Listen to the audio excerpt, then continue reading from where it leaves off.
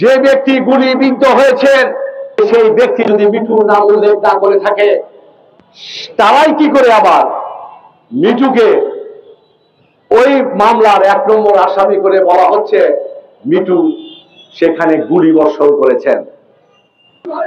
আমরা প্রশাসনকে বিশ্বাস করে ঈদের পরে কোনো মানুষ যাতে বেকায়দায় না পড়ে সেই কারণে আমরা কিন্তু বৃহত্তর কর্মসূচি ঘোষণা করি নাই। আমরা 30 তারিখের পরে আমরা কঠিন কর্মসূচি ঘোষণা করবো ইনশাআল্লাহ। গত ঈদের রাতে বগুড়ায় একটি নৃশংস হত্যা হয়েছেন, যে হত্যায় 2 জন ছেলে নিহত হয়েছেন। আমি তাদের সম্পর্কে কোনো কিছু বলতে চাই না। র্যাব কর্তৃক ওই ঘটনার পরের দিনে র্যাব কর্তৃক বগুড়া মোটর শ্রমিক ইউনিয়নের সংগ্রামী সাধারণ সম্পাদককে মোবাইল টেলিফোনের মাধ্যমে তাকে ডাকা হয়। আত্মবিশ্বাসে সেখানে তার অফিসে যায় এবং বৈকাল 4:30টাও আমার সঙ্গে কথা হয়েছে। আমার সাধারণ সম্পাদক আমাকে বলেছেন, আমি ওকে জিজ্ঞাসা করলাম তুমি কোথায়? উনি বলল আমি র্যাব অফিসে। আমি বললাম তুমি র্যাব অফিসে কেন? সে আমাকে বললো যে আসলে কালকের ঘটনা কি হয়েছে সেটা সম্পর্কে জানার জন্য আমাকে এখানে র্যাব অফিসে ডাকছে। যখন আমরা দেখলাম রাত 1টা বা 1:30টার সময় তাকে 1 নম্বর আসামি করে মামলা রুজু করা হয়েছে। আসলে বাদী যখন মামলা করবে তখন আসলে কারো কিছু করার থাকে না, ঠিক আছে। তারপরে এখানে একটি তদন্তের একটি বড় বিষয় থাকে। আমি প্রশাসনিক কর্মকর্তা যারা আছেন, যারা এই তদন্তের দায়িত্বে আছেন, আমি তাদেরকে ওই ঘটনার পর থেকে কিছু ভিডিও ফুটেজের কথা বলতে চাই। ওই যারে বলা আছেন সৈয়দ কবির আহমেদ মিঠু, উনি গুলি চালিয়েছেন।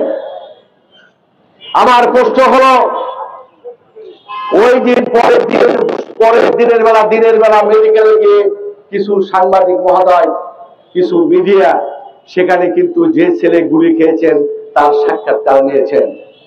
ওই সাক্ষাৎকারে তিনি বলেছেন সেখানে কোন মিঠুর নাম, সৈয়দ কবির আহমেদের মিঠুর নাম উল্লেখ করা হয় নাই। যদি যে ব্যক্তি গুলিবিদ্ধ হয়েছেন সেই ব্যক্তি যদি বলে থাকে, সেখানে সেই ব্যক্তি যদি মিঠুর নাম উল্লেখ না করে থাকে, তাহলে তারাই কি করে আবার মিঠুকে ওই মামলার 1 নম্বর আসামি করে বলা হচ্ছে মিঠু সেখানে গুলি বর্ষণ করেছেন। প্রিয় বগুড়াবাসী, আপনাদের কাছে একটি জিনিস জানতে চাই, মিঠু ওখানে গিয়ে প্রশাসনকে কল দিয়েছেন যে এখানে একটা অরাজকতা হচ্ছে, আপনারা সহযোগিতা করেন। যদি সহযোগিতা করার কথা বলে থাকে সময়টা কয়টায়, এবং সে বাইরে থেকে গিয়ে তার বাসায় গিয়ে কাপড় চোপড় খুলেছেন, তার সিসি ক্যামেরা এখনো আছেন, এবং সাতবাতা থেকে গিয়েছেন। যখন সাতবাতা এই 71 হোটেল থেকে উনি যখন গিয়েছেন তখন এখানেও সিসি ক্যামেরা আছেন। আমি প্রশাসন মহোদয়কে অনুরোধ করব এই 2টি সিসি ক্যামেরা আপনারা জব্দ করুন, জব্দ করে দেখুন যে সৈয়দ কবির আহমেদ মিঠু কয়টার সময় তার বাসা থেকে সংবাদ পেয়ে ওই ঘটনাস্থলে গিয়েছেন, সে টাইমটা কয়টায় ছিল, এবং ওই হত্যাকাণ্ড এবং ওই মারামারি কয়টার সময় হয়েছে সে তথ্য আপনাদের কাছে আছেন। সেই তথ্যও কিন্তু পুলিশ প্রশাসনকে দিয়েছেন। সেই তথ্য আপনারা দেখেন উনি কয়টার সময় ওখানে এসেছিলেন।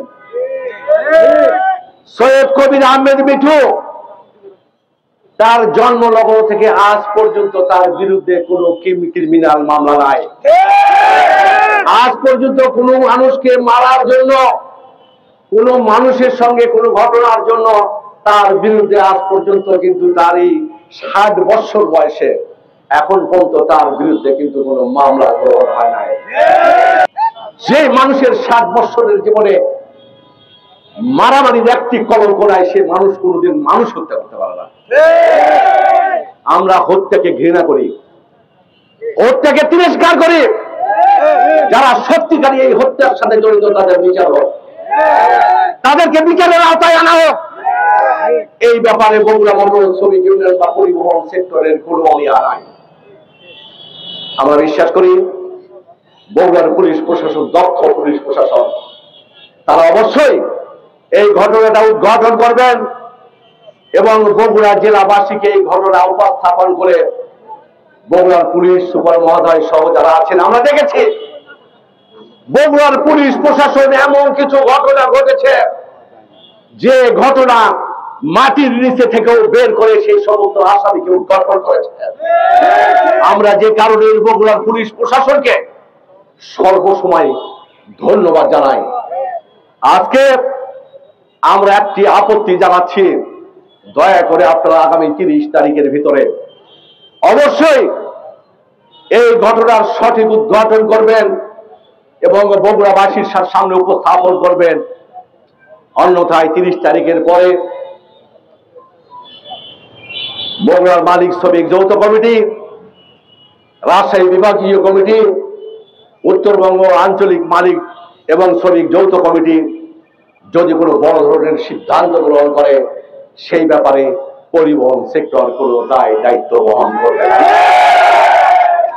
আপনারা বিশ্বাস করবেন বগুড়াবাসী, আমরা প্রশাসনকে বিশ্বাস করে প্রশাসনের কথা মেনে ঈদের পরে যাতে কোনো মানুষ সাফারান না হয়, ঈদের পরে কোনো মানুষ যাতে বেকায়দায় না পড়ে, কোনো অফিসমুখী মানুষ উত্তরবঙ্গের মানুষ যাতে সমস্যায় না পড়ে, সেই কারণে আমরা কিন্তু বৃহত্তর কর্মসূচি ঘোষণা করি নাই। আমরা 30 তারিখের পরে আমরা সমস্ত উত্তরবঙ্গের সমস্ত মালিক এবং শ্রমিকেরা যৌথভাবে আলোচনা করে আমরা কঠিন কর্মসূচি ঘোষণা করব ইনশাআল্লাহ।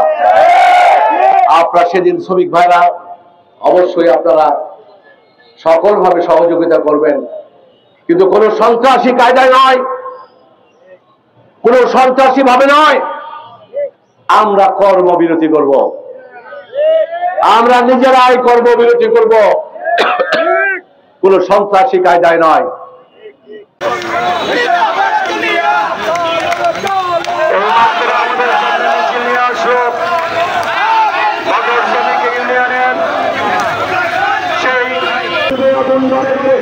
এবার আপনাদের সামনে মূল্যবান বক্তব্য দেন 26,000 শ্রমিকের অভিভাবক কোন অভিযোগ কেউ দিতে পারবে না। আমি প্রিয় সাংবাদিক ভাইদের উদ্দেশ্যে একটি কথা বলবো, যারা প্রিন্ট মিডিয়া, রিপ্রিন্ট মিডিয়া, অনলাইনে যারা রয়েছেন, আমি সে সমস্ত ভাইদেরকে বিশেষভাবে অনুরোধ করবো মোটর শ্রমিক ইউনিয়নের সঙ্গে